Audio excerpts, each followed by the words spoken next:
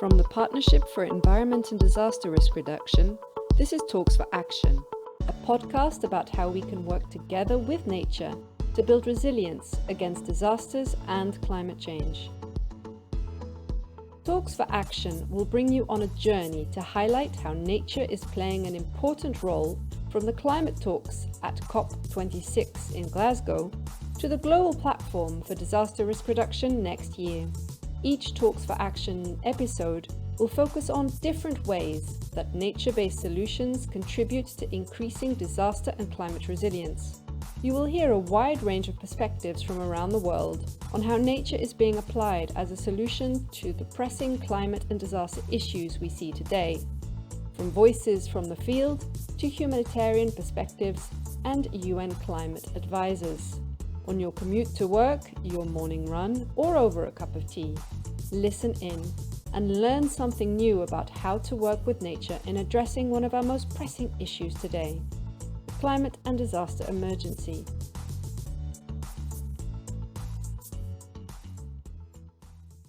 Welcome to the second episode for Talks for Action.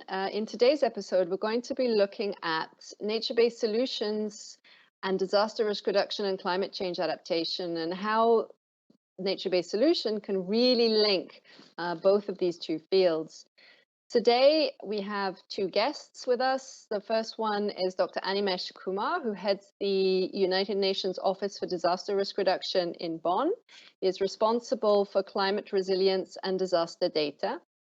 He leads the DRR policy and coordination in the past as deputy head of the UNDRR regional offices in Africa and Asia Pacific, and he also coordinated risk assessments at various levels and scales to inform the development and humanitarian planning. So Animesh, welcome. It's a pleasure to have you with us today. Thanks, Nathalie. We also have with us Dr. Koko Warner, who leads on adaptation knowledge and vulnerability at UNFCCC, or United Nations Framework Convention for Climate Change. She is the IPCC lead author on climate change impacts. Koko was also a founder of the Munich Climate Insurance Initiative and directed research on climate migration at the UN University.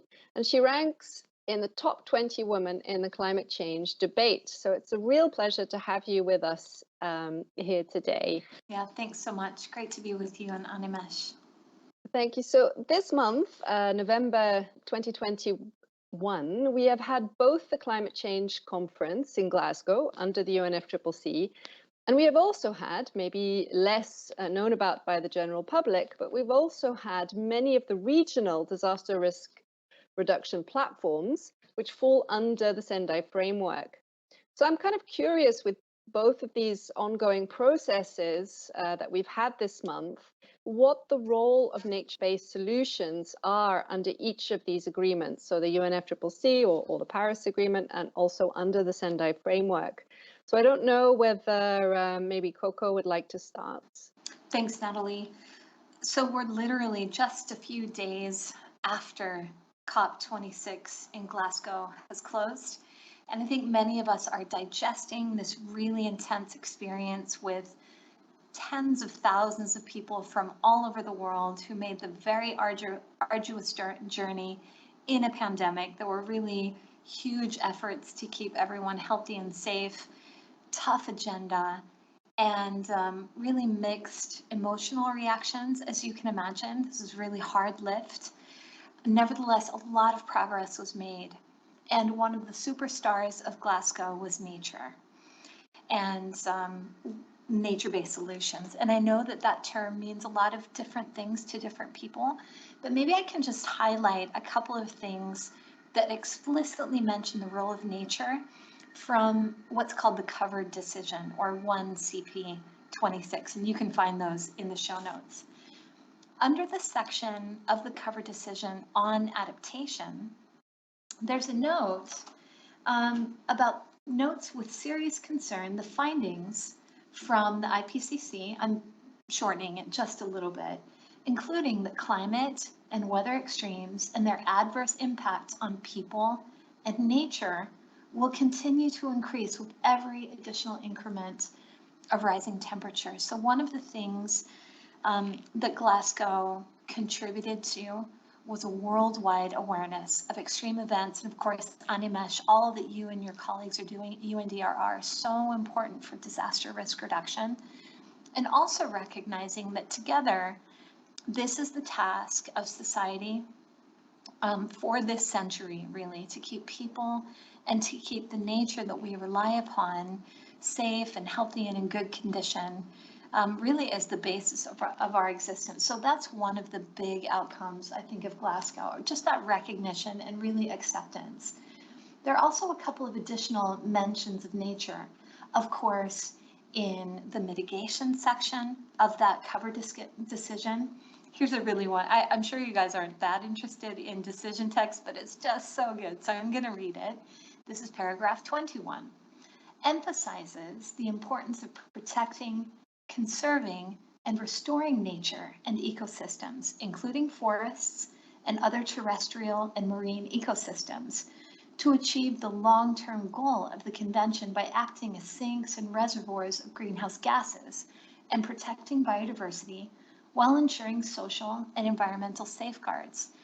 So again, a worldwide recognition of the role of nature, not only in keeping people safe, and in its really important role in reducing risks. I'm sure that's something Animesh will say so much about, but also that we really can't meet our goals without taking care of nature, ecosystems, biodiversity.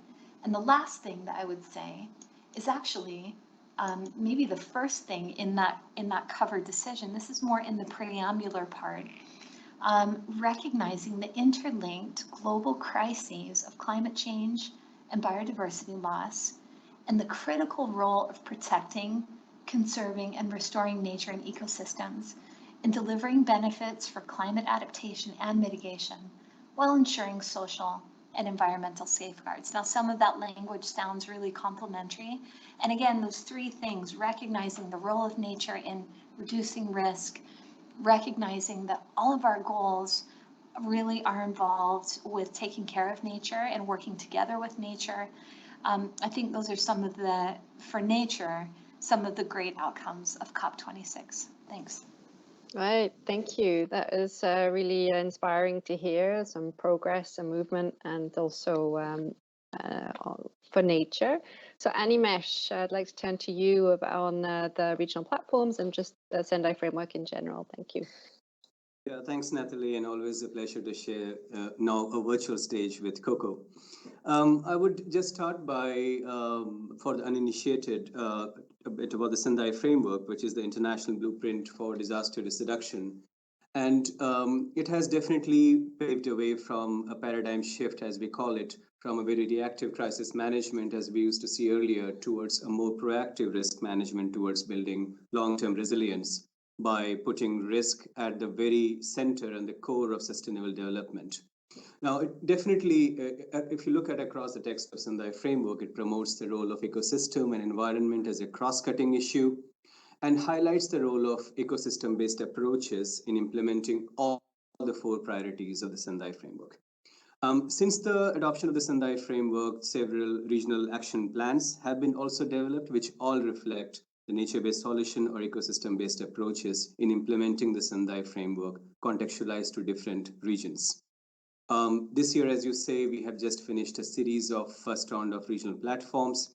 Most recently, the regional platform in Latin America and the Caribbean recognized the need to increase the integration of ecosystem-based solutions or approaches as part of the overall efforts to reduce disaster risk and build resilience to climate change. This was part of the ministerial declaration. Now, the COP26, Koko has already mentioned very explicitly and very cogently in terms of how nature came up as a very strong reference point and changed the course of the way in which we look at disaster risk reduction and adaptation. The COP definitely provided new opportunities for adaptation, disaster risk reduction, and resilience, and nature-based solution is very much implicit. For example, from the DRR point of view, the very explicit reference to loss and damage in the cover decision is a very welcome step.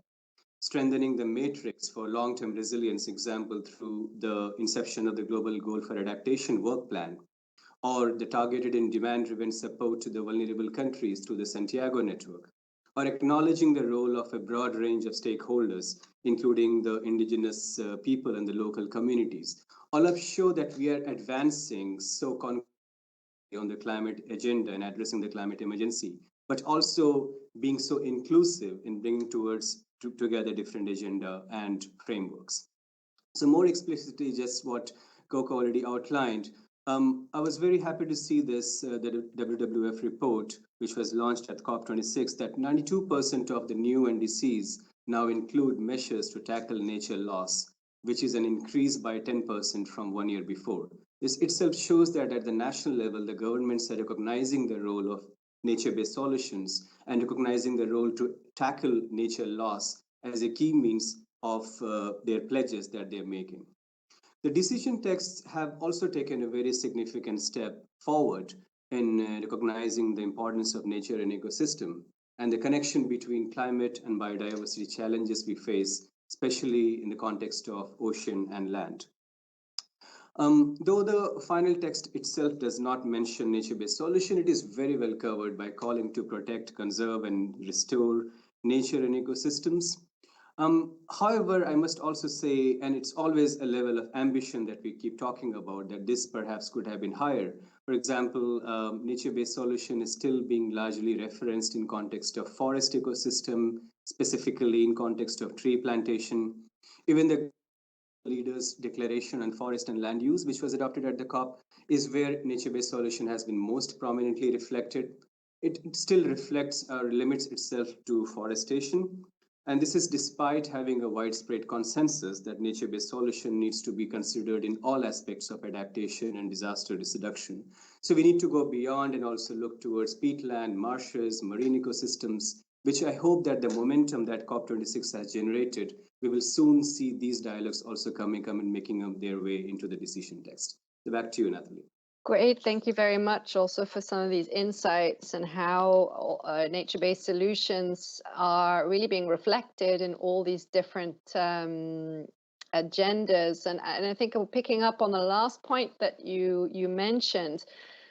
You know, there does seem to be a little bit of a disconnect, or maybe a bit of a distinction sometimes when it comes to mitigation, climate change adaptation, and disaster risk reduction. I wonder, and it seems like nature-based solutions, you know, they tend to try and cover all of these things. I mean, have you got any other suggestions on better aligning different agendas? Yes, thanks, Nathalie. Even I would continue by saying, even at the COP26, the importance of coherent action to respond to the scale of needs caused by climate emergency was recognized. The word coherence comes up in the decision text as well, and including through the Santiago network to facilitate the development, provision, and dissemination of knowledge and information, including comprehensive risk management approaches, is also outlined. So, I mean, from the DRR community, as we know, risk is systemic and has several interconnected nodes and cascades across sectors. To better manage risk, we should be able to arrest this cascade of risk. And nature-based solutions provide a very basic minimum facility, a mechanism to adapt to climate, reduce risk, and provide livelihood protection, as we all of us know. But they also arrest this interflowing nature of risk through the cascading nature of risk.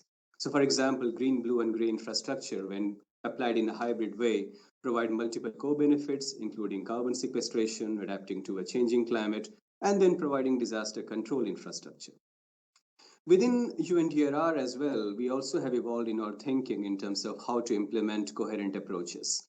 And rather than looking into different national adaptation plans and disaster risk reduction plans and see how best we can develop a synergy in terms of their aligned implementation, we are increasingly moving towards an organic process where risk information becomes a common basis for disaster risk reduction and adaptation planning processes.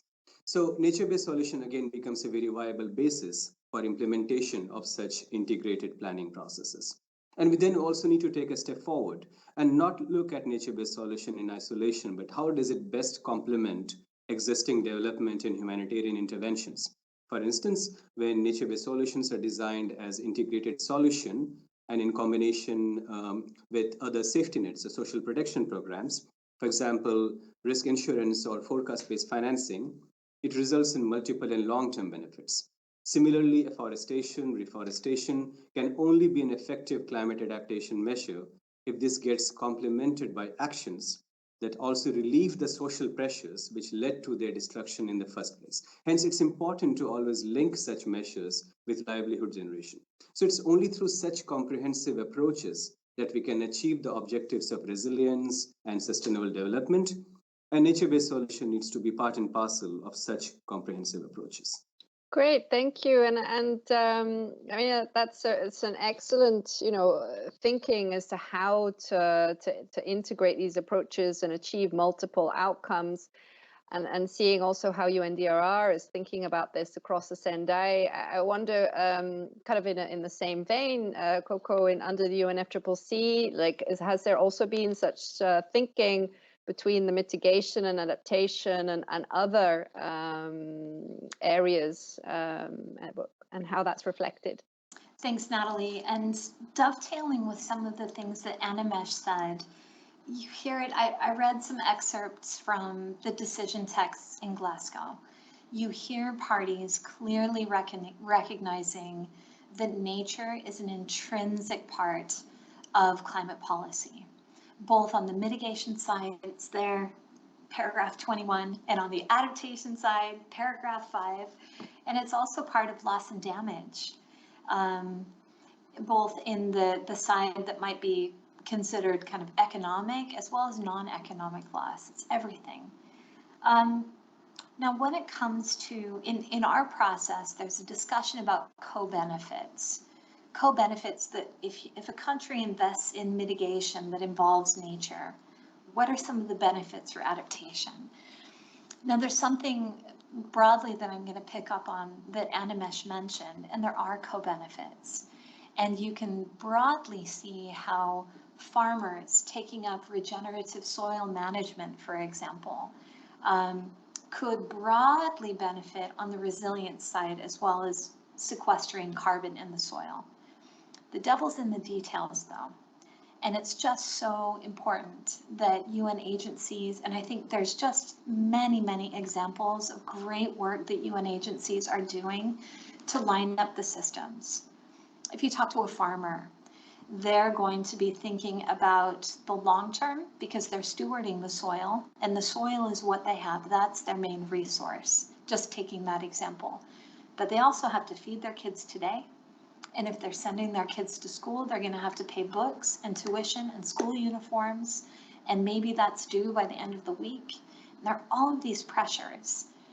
And when our systems, whether it's humanitarian assistance or disaster risk reduction, climate policy, development cooperation, all of those different things, and by the way, this isn't a problem for one part of the world. This is all of us, all of our countries, all of our regions, all of our communities.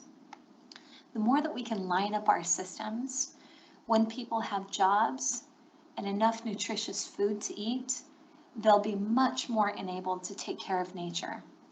And so, for example, farmers, they get it.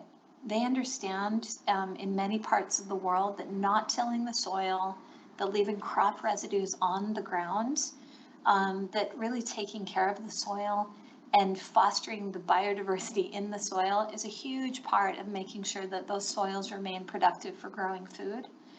If they don't have the choices, though, that they need to enact those practices, a lot of times they won't, and then you'll miss those co-benefits. So increasingly, our work is working with UNDRR and working with there are so many partners in the UN system and outside the UN system to make sure that there is that integration that Animesh was talking about, that there is that holistic, ideally long-term approach linked up with the realities of today that people on the ground are really faced with when it comes to mitigating and adapting. And that's kind of the core where nature-based solutions fit in. So it all comes together there. Great, thank you very much for that really also quite interesting to think about the need to think more than just nature, more than just carbon. It's really thinking on this broad scale and integrating all of them. I think we're coming towards the end, so I'm still thinking now forward. Koko, you already mentioned some of the outcomes with regards to nature in the CoP26 text. So I'm wondering, what is now the next steps?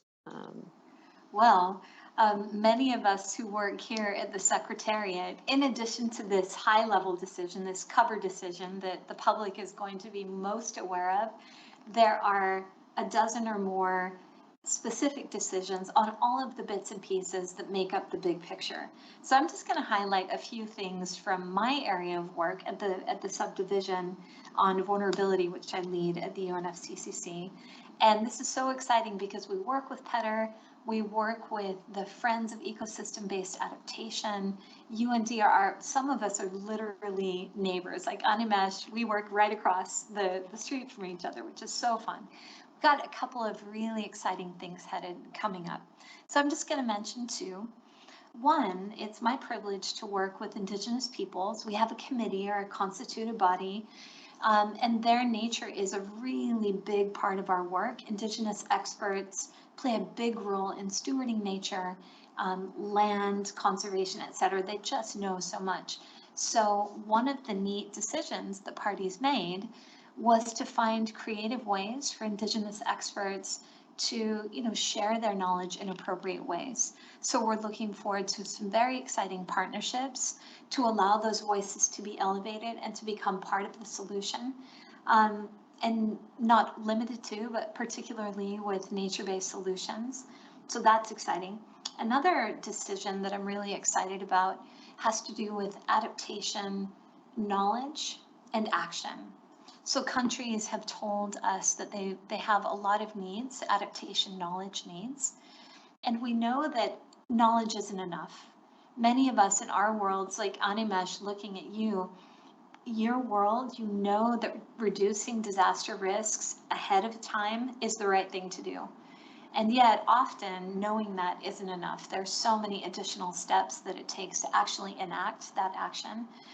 And so we've got a whole set of decisions around understanding target knowledge users, what do they need, who are their networks, and also kind of measuring what kinds of knowledge get used so that it will be more and more possible to connect this world of expertise that we have not only in the UN system, but all of our many networks, and really channel that in useful ways to the people who actually are on the front lines and who are supposed to do the adaptation. So I think that adaptation knowledge to action is going to be a very exciting piece of work for many of us that are involved there. Thanks. Great. Yes, it sounds like some great work ahead, and I look forward to kind of hearing how those go. Therefore, I kind of have more or less the same question for Animesh. Now that we've had most of the regional DRR platforms, we've had CoP26. Next year, we've got the Global Platform for Disaster Risk Reduction, as well as the midterm review for the Sendai framework. So what lessons can we now take forward for those? Thanks, Nathalie.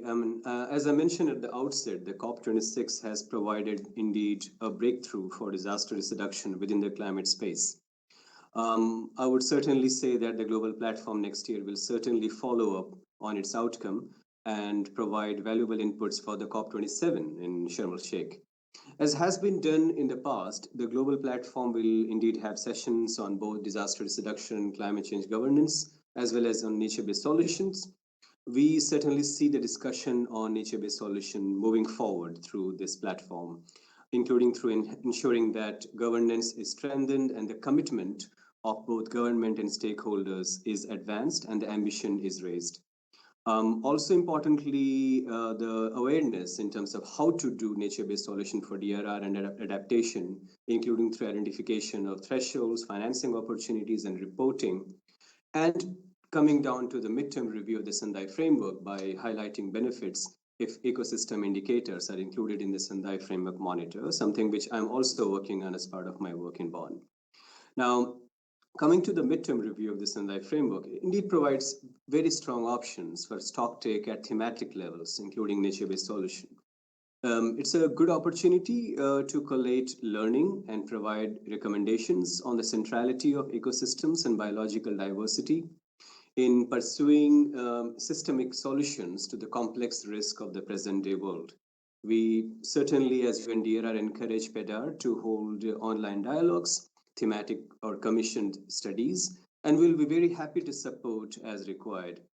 And it will also be very important to see how the midterm review of the Sendai Framework co-benefits other complementary processes, for example, the Paris Agreement Global Stocktake, the post-2020 Global Biodiversity Framework, and not to forget the commencement this year of the Decade on Ecosystem Restoration and raising the ambition of the Bonn Challenge.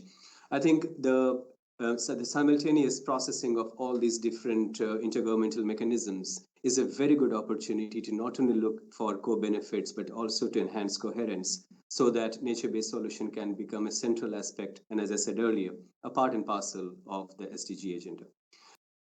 Great, thank you very much. I think you both really highlighted some important things that are going to be carried forward from now through next year and beyond.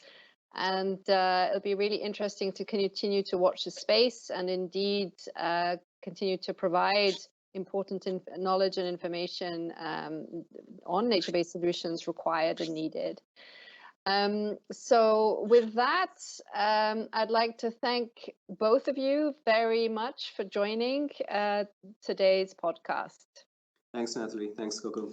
Thanks, Animesh. Thanks, Nathalie, and everyone. Bye-bye. You've just listened to Talks for Action, a podcast brought to you by the Partnership for Environment and Disaster Risk Reduction. If you are interested in learning more about nature-based solutions for disaster and climate resilience, please follow our free online course on www.pedrr.org/MOOC. I repeat, www.pedrr.org/MOOC. Until next month for the next episode, stay tuned.